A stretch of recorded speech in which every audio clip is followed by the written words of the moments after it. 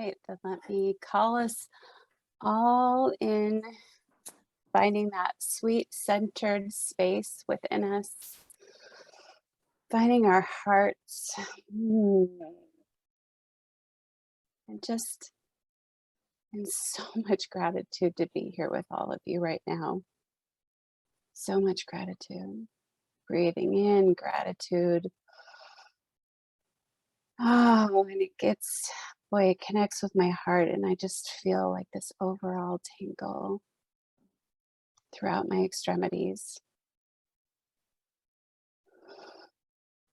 To be doing this work with you guys, to be sharing this space with all of you.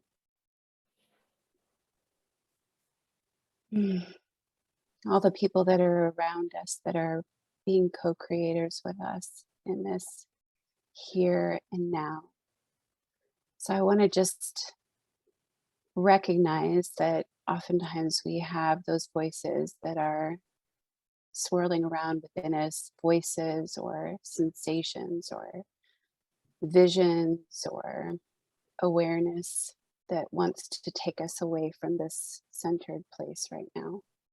It says you should be doing this or you should be doing that. You're not enough or you're too much.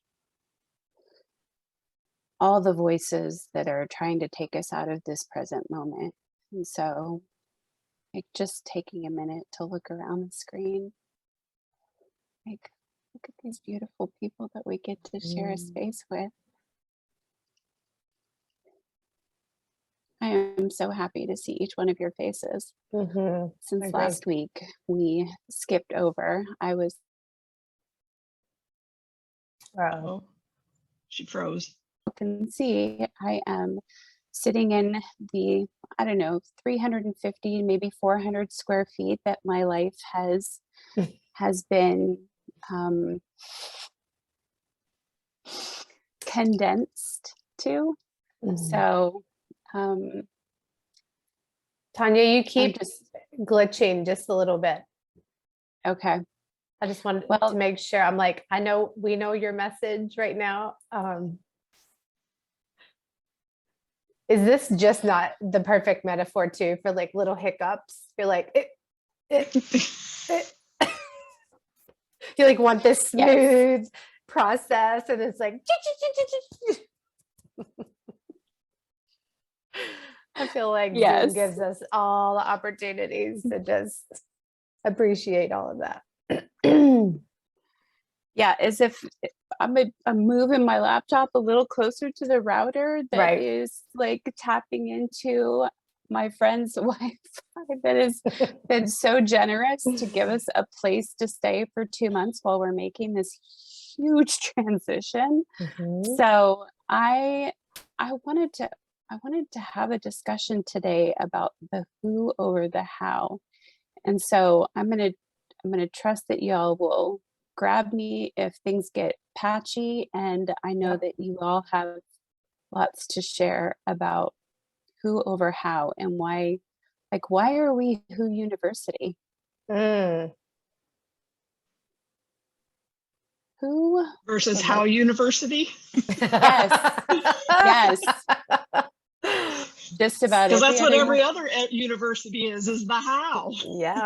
Yes, even if they're not a university, right? Like, everybody's preaching like, I can teach you how to do it. Kind of forgetting who you are through the process, or not helping you connect to that who that you want to be throughout the process.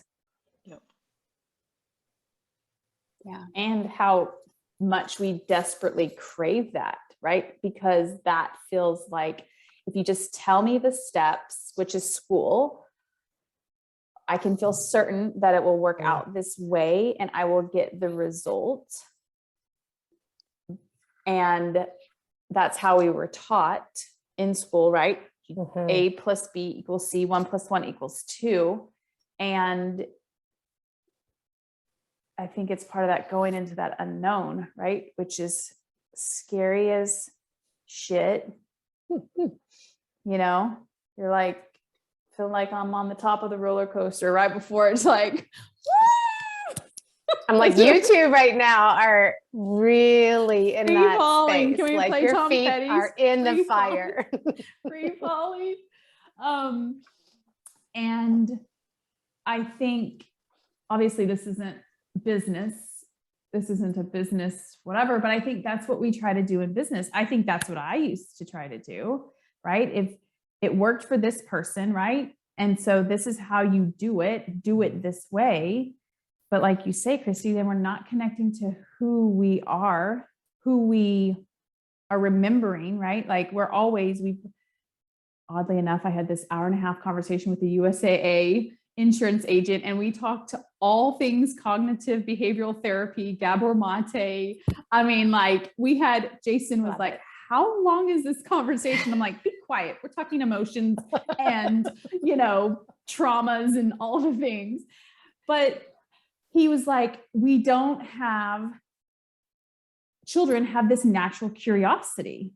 And so going back to who we are, it's like remembering who we are, right? Like we have always been that. It's just been conditioned out of us. I think sometimes we think about like, well, who do we want to become? But it's like that sometimes feels like there's that separation versus that's who we always have been. We just have forgotten because parents, teachers, society. It was a beautiful conversation. We were just talking about all of the things. And so he just was talking about this curiosity and this play and, how that has been deconditioned out of us through schooling and follow the leader. I'm like, can we have like conversation every week, That's so good. But, and just how play is not part of, doesn't exist really. I'm like, you are on my soapbox right now. Like you just jumped on it with me. I mean, I go into parents' homes and I talk to them about playing with their toddler and they're like, what does that look like? Like, how do I play Legos? How do I play Barbies? How do I play baby doll? And I'm like, you sit on the floor and you pick up the toy and like, you have fun, like you're creative. And they're like, well, what do I say? It's like, it's so mind blowing to me that like there's not this like natural flow of fun and creativity that just emerges. And a lot of adults are like, this is not productive. And I'm like, wow. Like, of course, I speak toddler, right? Like that's who I work with so often that I'm like, there's so much value here. But you're right. It's like it's been conditioned out of us as adults to think like there's no value in that space. It kind of blows my mind. Or it feels super uncomfortable because you don't know how. Very uncomfortable. And then that's their like shame of themselves or judgment of themselves, like they're going to do it wrong. And I'm like, there is no wrong here. Like, does your child like it? Go. Does your child not like it? Adjust. Like it's kind of that simple, right? We kind of make it hard. Well, even if you're looking for your own creativity, not even just with a toddler, because some of us don't have toddlers. Agree. It's like, then there's the other side of the conditioning is it's not necessarily allowed to be fun. It needs to be good. Oh, like if I'm looking at my glass, I view things that don't turn out the way I want as experiment. I never call things failures. They're always experiments. I've always said that even before I found human design. I've always said my failures are just experiments that didn't work out right, and I'll try it again, something different. But that mentality of it needs to be good, is very, very strong. It's not just able to be free because, free flowing and free to experiment. That's been shamed. I want to say beaten out of us or shamed out of us or conditioned out of us that it must be either productive, like you said. I was going to say productive. Yep. Or have value or be good or not just play. Yeah. Like, would you say that like all that underneath all of this is like that feeling like, and I'm like, curiosity, is curiosity a feeling or an emotion? Like, I don't know. But I'm just thinking like, it feels good, right? Like that, like Brenda, you were talking about like the ease and like the wild and free, like it just feels like unrestricted, right? And to think that so much is like externally focused, like I have to produce, I have to achieve, I have to be productive. That feels like restricted. Like following the hows feels restricted. Heavy. And thinking about the who is just like open and free. That was some of what I posted in our happy place in our WhatsApp chat about, like, I needed not to actually become a doctor or a therapist, because when I was moving in that direction, I was looking to be able to tell people what was wrong with them. And I realized I didn't want to tell people what was wrong with them. And I didn't want the limitation, like right now in our healthcare system is about diagnosing a problem so that we can apply a medication or a therapy that something is wrong with someone that we need to correct, that we need to fix, whether it be a disease or a disorder. If I had gone down the route of becoming a doctor or a therapist, I would have been bound by the limitations of what the expectation of that is, versus where I'm at now is, healing my body and healing my inner child that felt like she was never good enough, never worthy, that she was white trash, that she, all of these things. My husband's reading this book right now called White Trash Warlock. And I just laughed when I saw the title, because I've always had this kind of magic, mystical, been connected to the fifth dimension, been able to see things, feel things. And I've been around other people that can do the same. And they're all like, oh, well, you need to say this prayer before you get started, or you need to wash your hands afterwards. You need to release all of this. And I'm like, maybe I'm just like the white trash person that is having visions and seeing things. Like, I don't do it the right way. I don't do it the way other people do. I just see things and I hear things, so being bound by those limitations of how it's supposed to be done by someone else has been like, oh, you cut off. It has been what? It was your cliffhanger. Has been liberating. Thank you. Has been liberating. Yes, agree. Watching you has been liberating. I will say that. Not even just experiencing it as a first party, but just like watching you make these bold transitions has been really fun. It's like being on that roller coaster Erin was just talking about. Like half the time I'm like, oh shit, oh shit, oh yeah, shit, oh for shit. sure. and I want to comment on something, because I think this is just really like such a very big perspective, is the philosophy that doctors know you better and that there is something wrong and that medicine will fix it. I'm like, all three of those just make me kind of, my head want to spin sometimes, because I think so much of that is under this umbrella of like insurance, right? Like they have to kind of have a diagnosis in order to prescribe a medicine. And then all of this is encapsulated by like, who's going to pay for it, right? But when you step away from that world and you go into more like homeopathic or all natural type of approaches, they're often, like they're not talking about what's wrong. They might ask you like, what do you think is wrong, right? Like what's not working inside of you, or what doesn't feel right?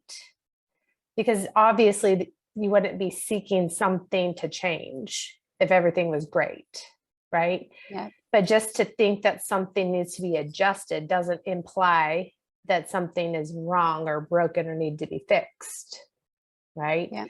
And yeah, I just think that's such like a, I don't know. In my world, I just witnessed so many people like, well, I'll just go to the doctor and they just tell me and they just give me this pill. And I'm like, what if you dig a little deeper and see like what's underneath of it all? I've done that my whole life. Yeah. I mean, we've been conditioned to, right? We've been rewarded. Go to the doctor for free for your annual check. You don't even have to pay for it. And it's like, yeah. It's questioning a lot. The body is telling the story of our past. Like right now, I have my entire back. A few nights ago, after we finally got completely out of our house and got in here, I had about 3 days of just utter breakdown and sobbing. I was on Marco Polo with you guys and on phone calls with Erin, and just completely losing it. And part of what was coming out for me was like this old story of not being enough, not having enough to be enough. Mm-hmm. And it's coming out through my body. Like one of the final, I'm saying final, but I really don't know. One of the symptoms that my body has shown me is like severe eczema, rash in the skin, like our largest organ, being inflamed. Through this process over the last few years, I've healed my thyroid, I've healed brain injury, I've healed kidney stones, I've healed my digestive, I've healed my reproductive organs. This whole story I had around, going into my menopause and my body betraying me, and just all of these things I've healed. And the skin has been one of the things that has stayed with me the longest. Having this experience has brought those things up, because it's also bringing up the old story of who it is I thought I was, who I believed I was. The liar, the cheat, I'll do whatever I have to do to hustle to get by. It's bringing up all of those old wounds, like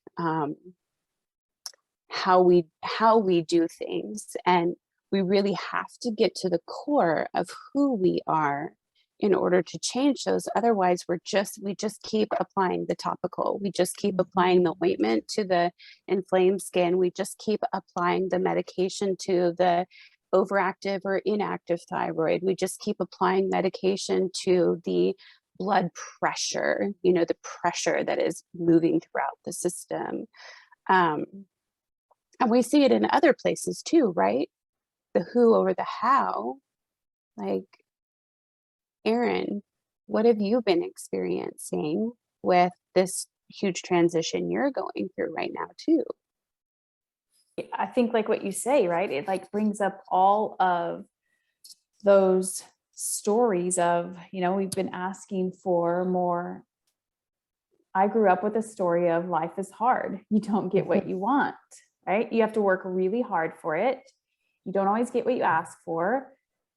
And so in transitioning and thinking about, okay, who is that person that lives where she wants to live, that travels and does what she wants to do?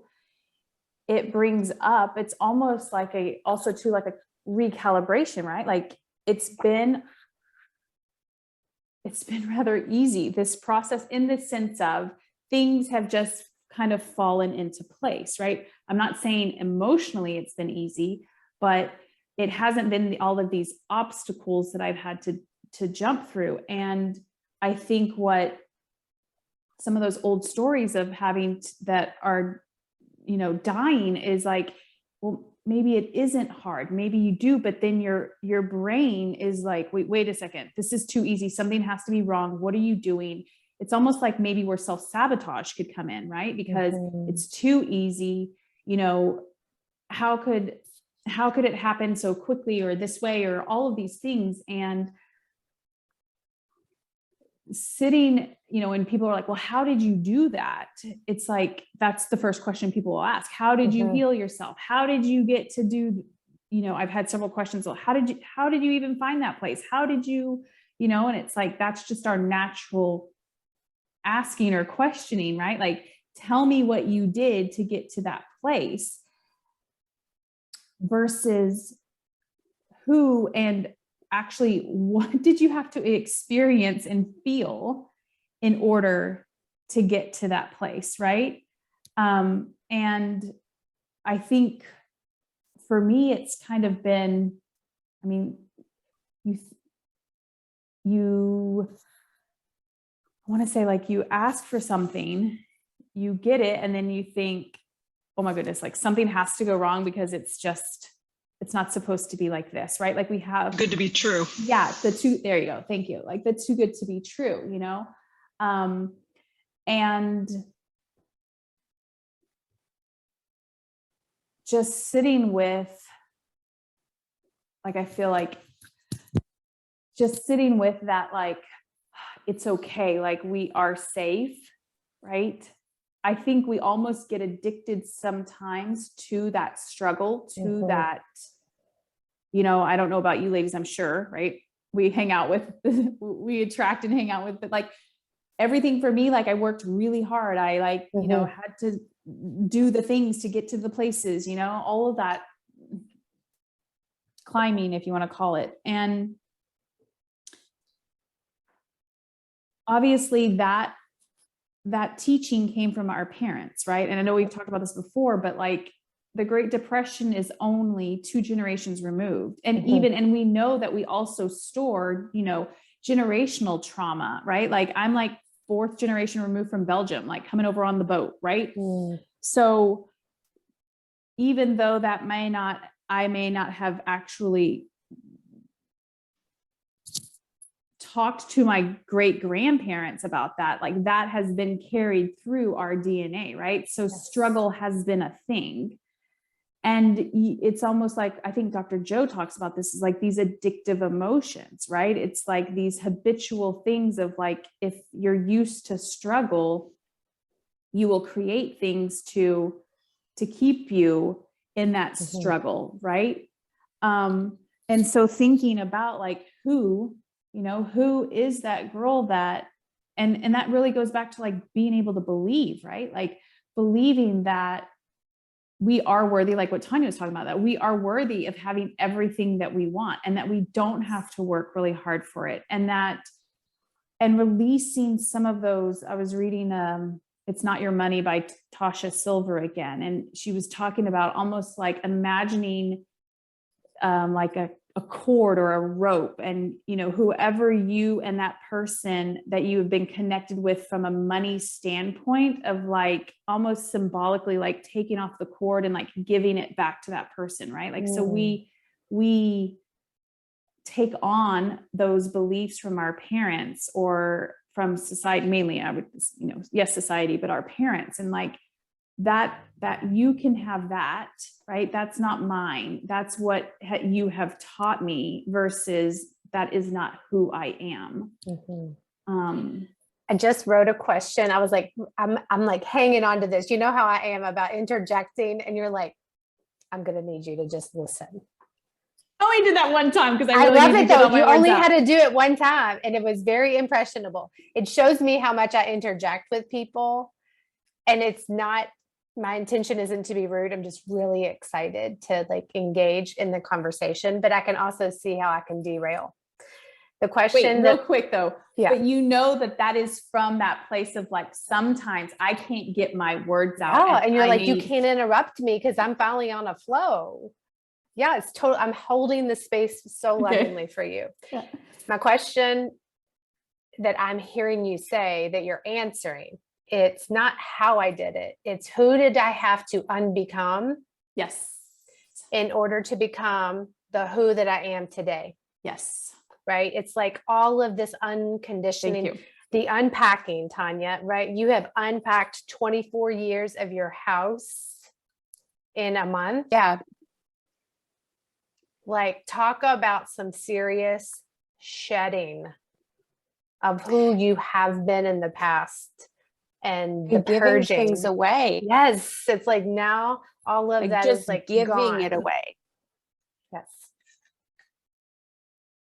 And also witnessing my husband who's looking at, like, I worked really hard for almost 3 decades to have these things. And now I'm giving them all away and stripping myself down to essentially the bare bones basics for me. And knowing that I'm doing the same thing myself. And watching like all the shit that brings up. Yeah. And by bare bones, you really are being very serious. I'm like, I'm just witnessing you in this 400 square foot room, right? My whole life is here right now. I was about to say, you just consolidated your entire house and all of your belongings into essentially a 400 square foot room, right? Yep. From 2,400, almost 2,500 square feet to less than 400 square feet. And appreciating like some of your daughter's things are still stored, right? Like that wasn't tampered with at the moment, but like we have about maybe between 35 and 45 square feet in the garage of our house right now where stuff is stored. Yeah. So yeah. And we're not totally precise on the square footage of this room, but we think it's between 350 and 400. So roughly my life is in under 400 square feet in sum total. And that includes like most of what's at the house is our daughter's. Yeah. Yeah. And there is nothing like I've been asking for that whole month and a little bit before it, who is the girl who lives on a boat, dances all over the world and dives all over the world and co-creates with women that are like her heart and soul, and does this with her husband who has been like that, like the yang to my yin as well as the yin to my yang sometimes, right? So I've been asking, who is that girl? How does she feel? Because our emotions are magnetic. It's energy in motion.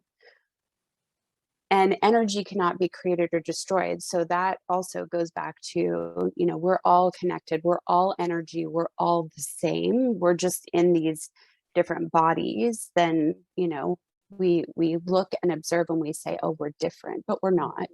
We're all the same. But I've been asking that question, like, who is that girl? How does she feel? And when we ask for more, the universe is going to show us, like, we create our own reality. And that starts from day one. Actually, it starts before we are actually born, but that's my own. I could talk for hours about that. Bring you back to the ethers. Right now, right here, I am responsible for creating my reality. And so much of my past was creating like the experience, like Brenda was talking about, with experimenting all the ways in which I can do that. And so a lot of my youth was experiencing creating from hustle. It was creating from deception or manipulation. It was creating from feeling like I wasn't enough, and how can I catch a break? How can I trick my way into this? Or how can I like slide in under the radar under something? And now I'm in this place where I'm like, I want to create from a place of unconditional love. I want to create from a place of kindness and grace. So who is that girl? And there is nothing like giving away all of your stuff, moving into a small space, and then trying to apply for like finding the boat of your dreams that seemingly looks like it's everything I've been asking for. It ticks all the boxes. And then having to go apply for a loan because we don't have that much cash free and available. Right. And then having someone tell you, oh, honey, that's too much for you. That's too big. You're not enough. You're not enough. You don't have enough. Yeah. To just really like break down all of those stories. Yeah. Yeah. When you said that, going back to, you know, I gave up my CFP license about a year ago, and going back to that, like, okay, because will you say what a CFP license is?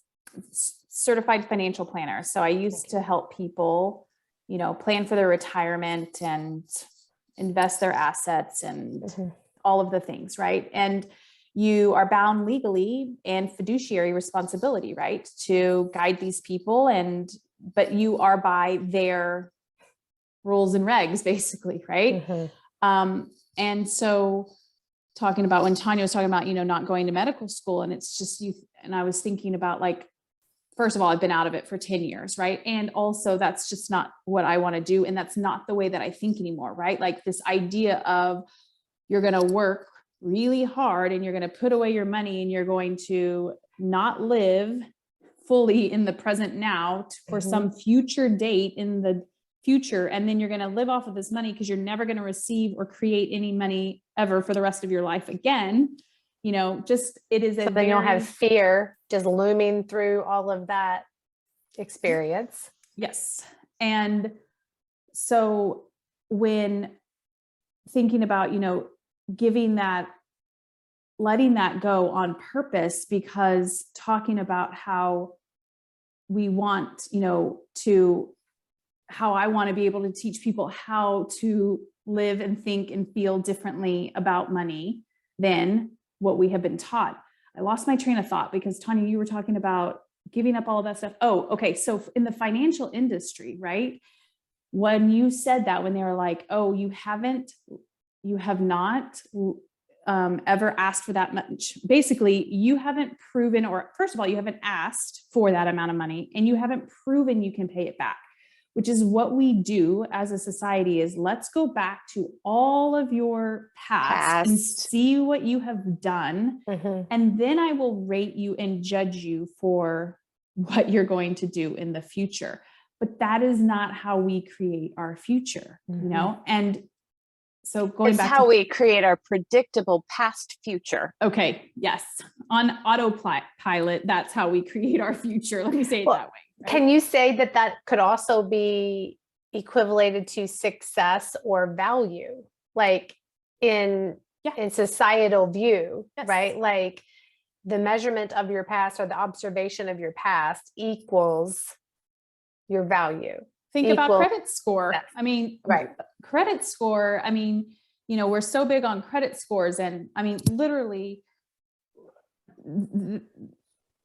that makes my brain explode. I can't even get my words out. I'm just like, I don't even know what to say about this. Right. Like, I mean, and there's one thing for, you know what, I'm going to get this and I'm purposely not going to pay on it. That's very different than things have happened to me and I have overcome them. And now look what I'm ready to create, you know, but, you know, banks, mortgages, they immediately look at your credit score and you get put in a box, you know, and, it's just, I like right now, I'm like, my brain and my throat are not like getting my words out. I can't say everything I'm like, feeling, but it's just like this idea that you are a number, right? Like we have taught as a society what success is, which is exactly what this guy, USAA and I were talking about, is like, it is successful to make a lot of money, but even if you make a lot of money and you have a terrible marriage, right? You don't have a good relationship, if you want to say, or you don't have a good relationship with your kids or whatever it might be, like that's okay because you're making money. And the idea that you're, you know, people will say, well, your net worth equals your self-worth. And I think what they have meant is if you have a low net worth, you have a low self-worth, which is total and utter bullshit, because you can have a high net worth and a really low self-worth. Yes. And so, you know, this idea that it's only this way, and just really teaching people or helping people understand like the way in terms of like, who are we we are not our money. We are not some credit score. We are not our past.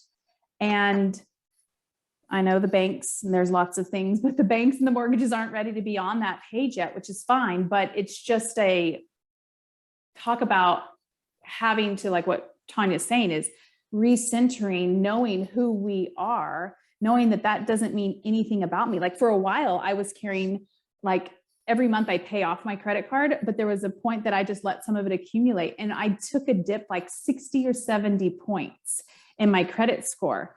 And for sure shit, I was like, because for so long I was taught like your credit score is like, that's all you got. Like that is your name, right? That is who you are, and it's so funny. I paid it off and then there it goes back up again. It's like, it's such a gain, but yeah, like who we are and knowing like to our core, who we are, even when the outside world wants to say or try to reflect back to us what they think that we are, or who we are.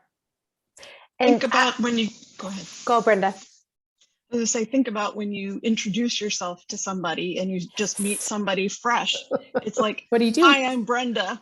It's not who are you? It's like, and I do XYZ, right? Yes. I mean, that's ingrained in us. Very much so ingrained. Much to my husband's embarrassment, Brenda, thank you for saying that, because I think now my introduction is going to be like, hi, my name is Tanya and I'm love. I love it. I'm just unconditional love. There you go. I love it. I love it. I love the synchronicity. Yes. Oh, amen. I'm like, I love the synchronicity because I had typed that, like who you are. I'm again, my practice right now is to type all the things instead of say them. Who you are is more than like your bank account, your job title, your accomplishments. So I'm like, I love this space of like, even just thinking about when you do get to meet someone, what would be the first thing that you would want to say to them? Right? Like, what would be that like inside view of you? Mine would probably be like, I'm just too much. I'm already going to tell you I'm too much. In the best way.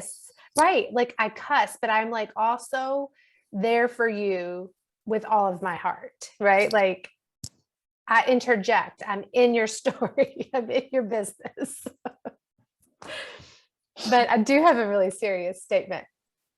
Erin, you had said something about like the focus, and I don't know how you worded it, like banks and businesses aren't there yet with, I guess, being like in alignment.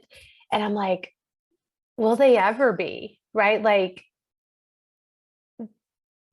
to me, it's like we have to go first.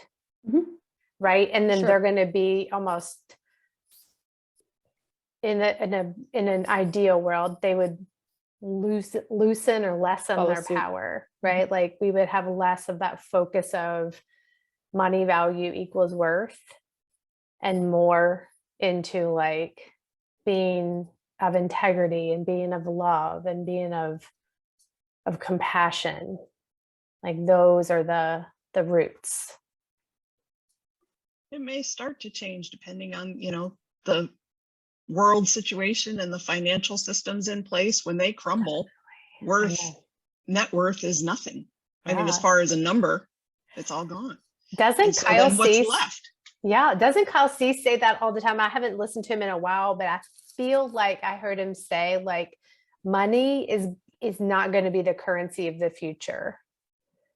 And my brain's like, but what is? Like my brain just kind of goes into this. And how will we do vibration, right? Vibration, right? Like that's not tangible for me. Like, yeah, of course. You know what I'm saying? Like, it's like matrixy feeling.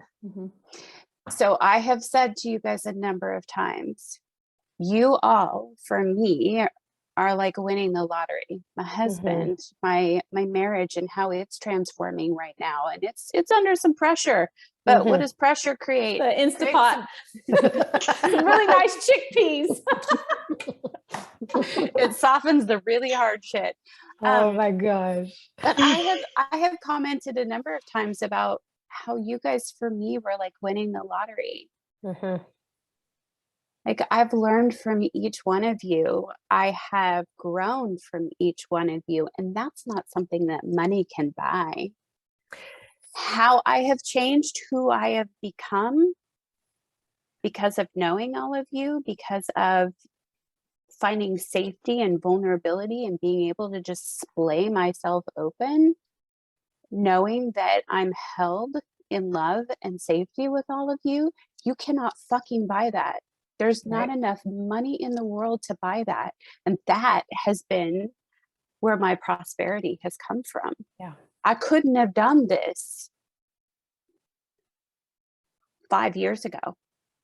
When we met, Brenda, when we met, Erin and Kristie, when we met at the retreat, I couldn't have done this. Mm-hmm.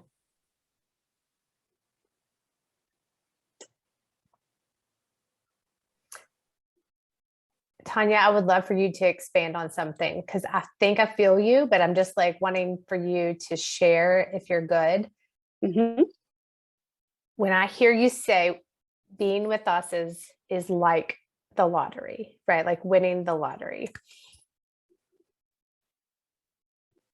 I'm just curious about the feelings. So like thinking about so many people guilty as charged going after money, right? Like in our world, our society, right? It's like dangling the carrot.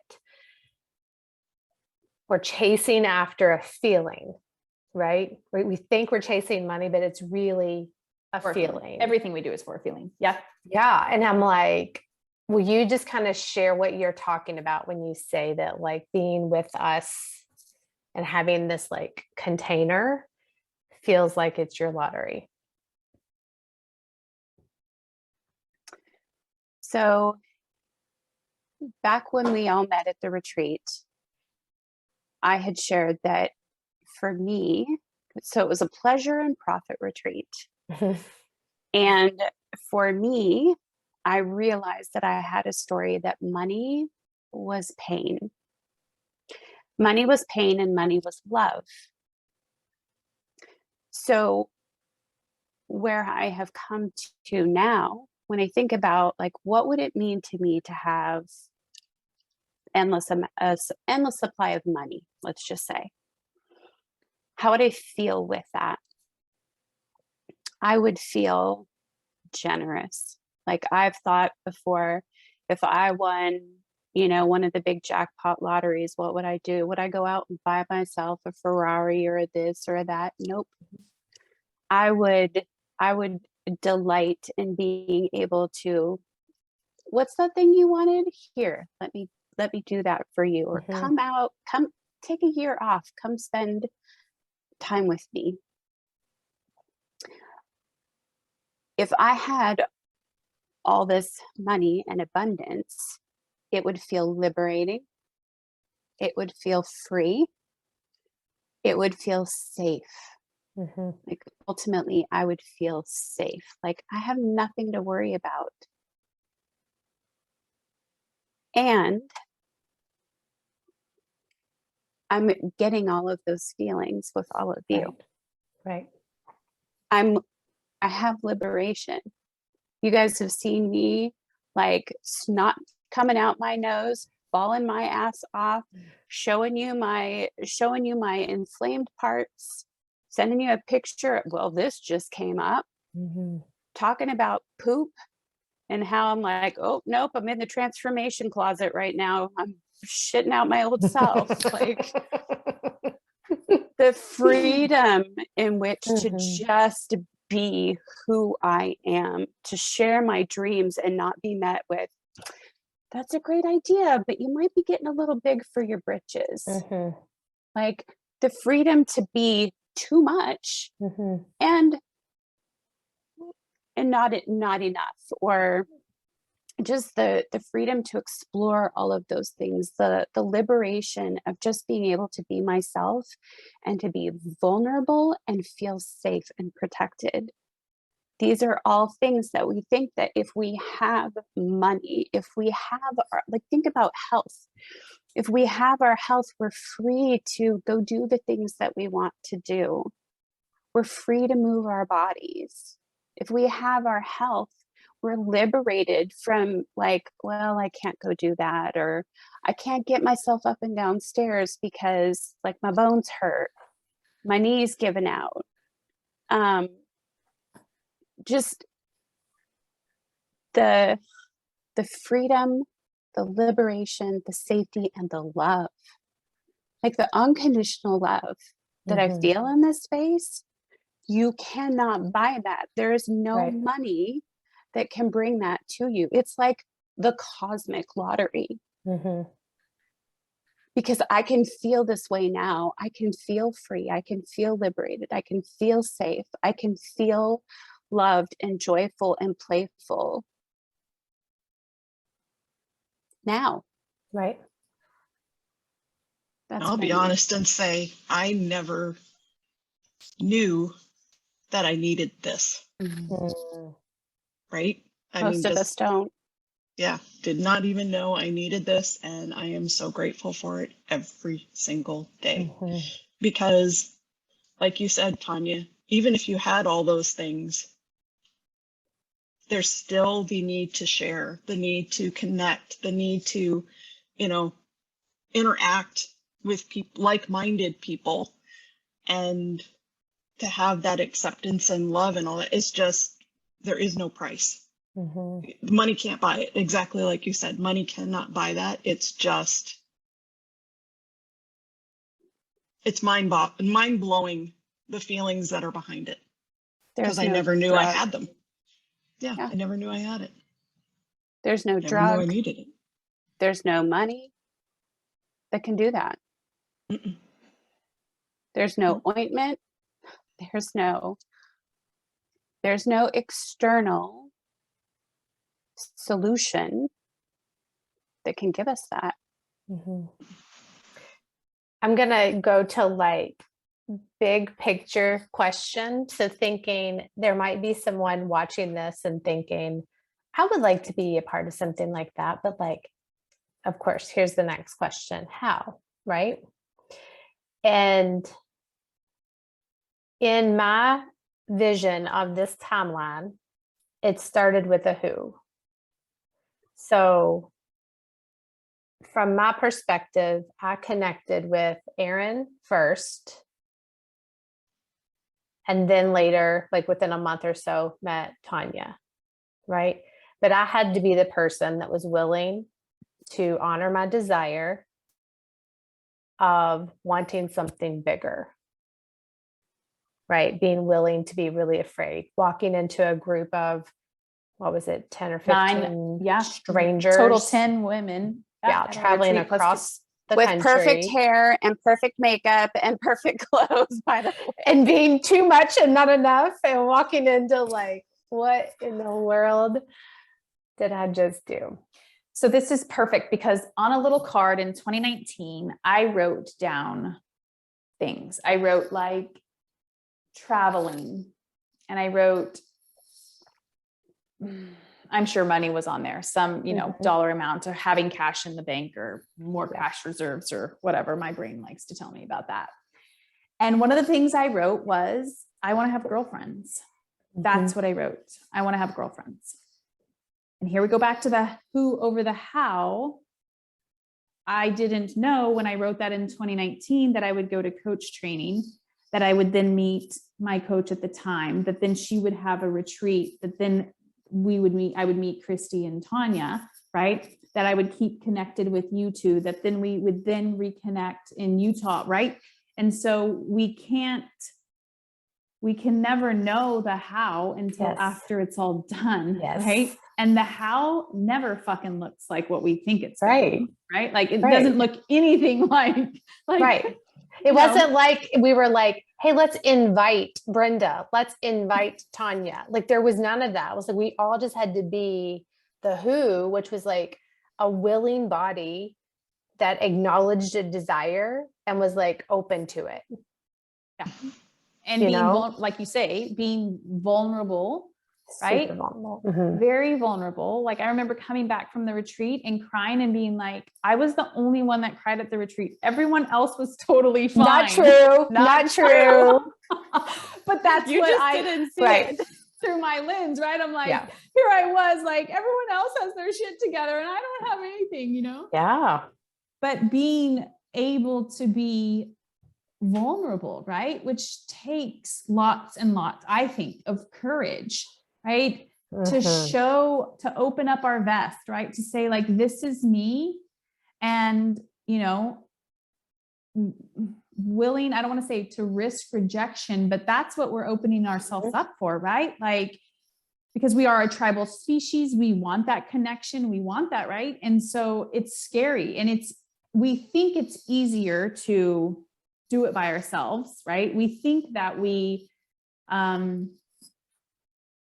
maybe not need, I mean, it's been fine, I don't have girlfriends, like that's just how it is, right? But what was I missing out on, right? Like I thought I was, by not having girlfriends, I didn't have to have the drama, and I didn't have to have this and this and this, but like, how much has my life exploded because I was willing and courageous enough to say, okay, this is me, this is what I want. And allowing ourselves to be, I think, at the very basic is vulnerable. Like and to let Manny Jeds in. Like we were just knocking at your door.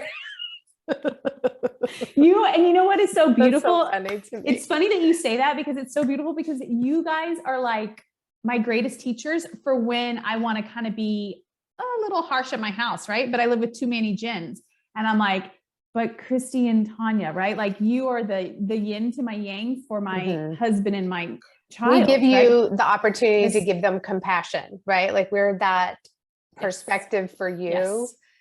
And that's what I was thinking too, when you were talking about being vulnerable, takes courage. I'm like, you taught me the compassionate piece, because I was just going to beat myself up for every time that I was vulnerable and then felt rejected, you know? So it's like having so much compassion, and you all get to hold that space for me when I start to be an asshole to myself. You're like, but also it's okay, you know, it's no problem. I think about Brenda, like that has been a huge understanding, especially like the human design component of, you know, our different types, and understanding what it means to be a projector, and to kind of sit back and have a different kind of energy. It's like, oh, I can be me in my manifest generator. Like I'm always talking, I always got things going on. And like understanding Brenda gives me also the capacity, like sometimes maybe take a step back and take a breath and give some space to somebody else that like I didn't necessarily have, because I was so busy trying to be like, hi, help, can you see me? Can you hear me? And so like all of our relationships, which by the way, I was gonna share, every month I draw from my affirmations. I have this one specific deck that I draw from called Affirmations. It has a unicorn riding on a rainbow. In fact, yeah, here it is. Affirmations. It's got a bunny riding on a unicorn on a rainbow. So every month during the new moon, I draw sort of a card or a theme for whatever who you is going through. And this month's theme is everyone's a teacher. Everyone I cross paths with is a teacher in that moment. The ones who give me the fun lessons are the ones I call friends. The ones who give me the hard lessons I sometimes called a-holes. They've chosen a tough job, but someone's got to do it. So today I'm thanking all the a-holes. Thank you, a-holes, for playing your part in making me a better person. I want to like loop back to something, Brenda, you shared, like, never knowing how much I needed this. We oftentimes don't. I had no idea how much I needed female friendships or just different friendships. And you said about being able to connect with like-minded people. And in the beginning, that is definitely that space that is the safe space. as we're starting to take our baby steps, I'm in that space now where I'm not only there is no try, Yoda, there is no try, only do or do not do. Hold the space for the a-holes, for the non-like-minded people, knowing that they are my greatest ability to transform. Because anytime I'm looking at one of those a-holes, I'm thinking, you don't think the way I do, you're not okay, gives me an opportunity to go, okay, why am I thinking this person is not like-minded? Maybe I'm thinking they're not like-minded just because I see that part in me that's either resistant or judgmental of their situation. And it's something that we practice, right? We're always practicing being able to have compassion and kindness for others. Like that is one of our tenets is, or like sometimes big vocabulary words escape me. Brenda can help me with this. Like it's tantamount to who university and our values that we are able to see people as the love that we know that they truly are, as the kindness that we know that they are capable of. Like that is who they are. And they just have all these a-hole stories that are on top of it. And sometimes they're open to losing those, and sometimes they're not. And that's okay. Like we need them too.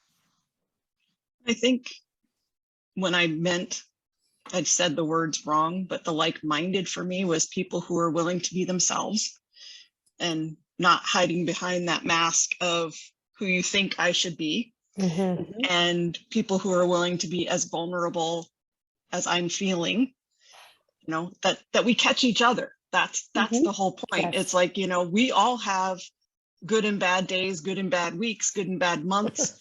And like I said last night, I'm just so thankful to be able to share the good and the ugly. And I think somebody else said, and not get blamed or rejected. Yes. Or, that's the like-minded, is like, it's a risk to put out there who you really are.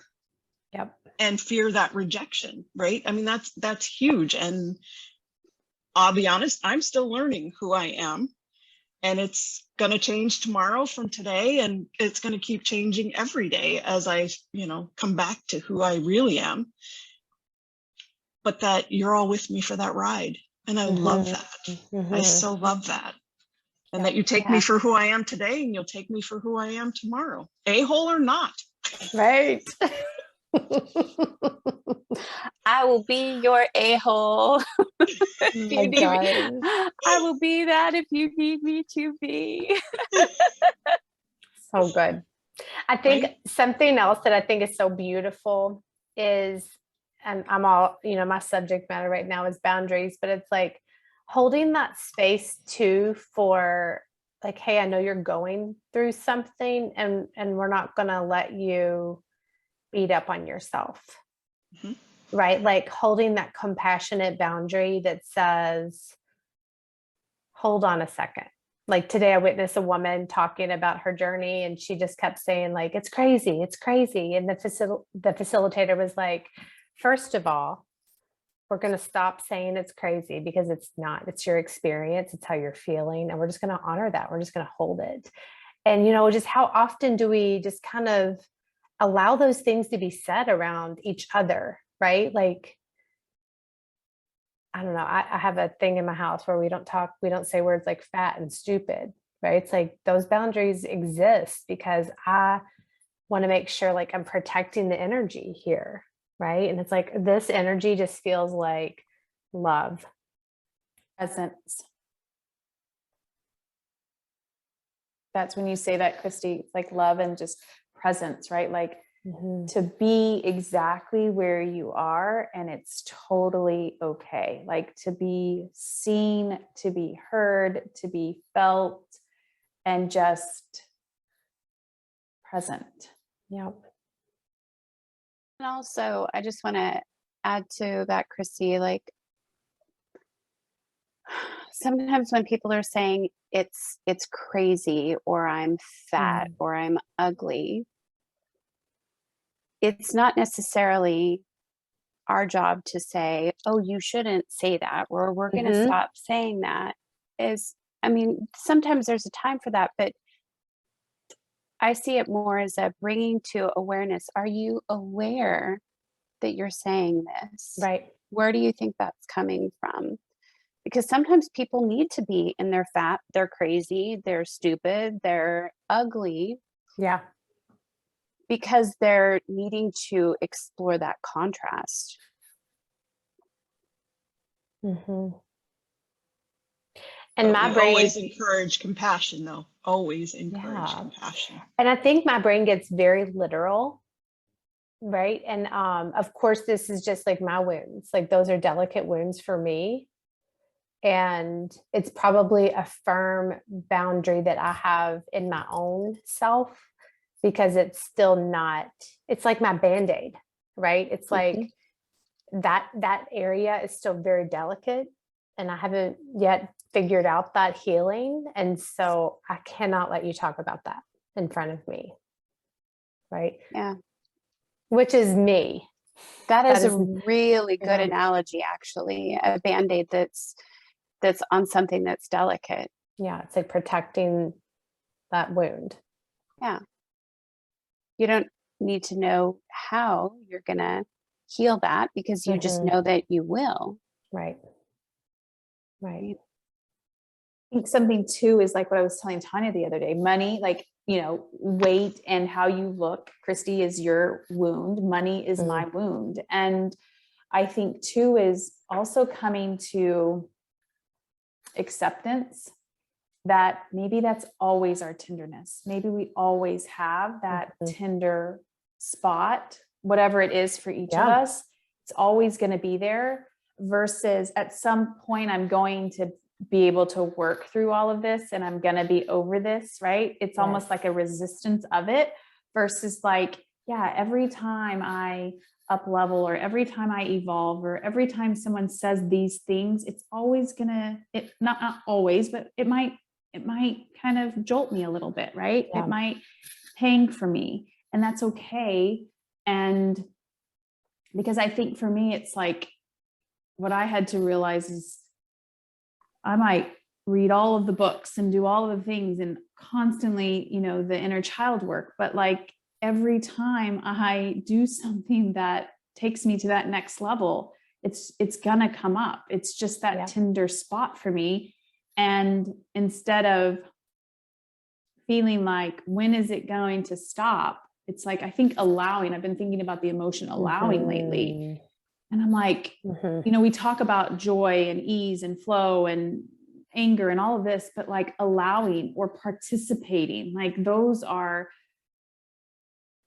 I don't know if we talk as much about those, but how important they are, because it allows us to just be where we are, right? And accepting where we are. Acceptance doesn't mean condoning. It doesn't mean giving up and waving the white flag. It doesn't mean any of that, right? But it just means like allowing ourselves to have this experience in this moment, versus here we are again, we've gone through this. How many times have I worked on this? And here we show up again. Yeah. And I'm like, all I hear is you talking, like what I'm hearing as the common thing is compassion, right? Which I willingly admit has not been a strength of mine, right? Like this is a new learning. And for all of us, I think all. Yeah. And it might be true. Like, I just feel like compassion weight. That's our compassion weight. I feel like I'm always at the caboose. I'm like, I'm coming. But something that just, oh gosh, am I going to land back on it? Sorry. No, you're good. Compassion. Oh, the softness, the tenderness is what I feel like makes me, right? Like those, the things that I'm most passionate about, right? Like those are the things that I'm like so proud of, the things that I represent in my life and that I advocate for and support. And to know that a lot of that is connected to a wound is a real big mind fuck for me, because I'm like, wait a second. So if I heal this wound, do I lose my passion? Right. And so it's like it's a polarity kind of conversation. And I'm like, okay, to remember that like none of that goes away. Right. I just maybe I'm not going to be triggered by it. It's that fear of the law of diminishing returns. Like if I heal myself and everything is perfect, am I going to have anything that's going to continue to catalyze me to move forward? And the answer to that is yes. You will always have that. The way the thing that you're doing that from starts to shift. This is one of the reasons why I love the gene keys as much as I love human design. Human design has helped me understand what it means to be a manifest generator and what it means to be in relationship with a generator or a reflector or a projector. It's helped me understand those things. But when it, like the buck always stops here. And the gene key is that inner path that we walk. And so like looking at what is our life's work, what is our evolution. And for me, it's always going to be that same thing. I see every time I up level, I see how I walk that golden path. I have to bring it to my heart in order to emerge in my prosperity, in my value. And so like this morning I was seeing my life's work has a shadow of compromise and a gift of competency. Like, where do I compromise myself? Where do I have a story of I have to compromise myself in order to, to lie, to finagle, to try and get what I want with this thing that I want. And like this morning for me, deciding I am not doing this from a place of hustle. I am not creating this next chapter of my life from a place of hustle. So I see that shadow of compromising myself come up. The evolution is that mediocrity. It's so much like safer. My brain will tell me it's just safer to just keep the life you're living. Everything's fine. Just keep everything the same. Don't change anything because changing is scary. But as soon as I have that breakthrough, as soon as I get past realizing where I've compromised myself, what I have learned from this brings me, that evolution is that force that's always pushing me, brings me over to my radiance, which is my devotion. And I am clear, I am devoted to love, period. Which then brings me down to my purpose, right? It's always going to be there. It's always going to be there, but how it looks is different. How it feels is different. Each time we level up, each time we go through that transformation, take it to our heart, and then the gold that emerges from that, it's always going to be there until the day you draw your last breath in this life, because then there's going to be a whole nother one. Right.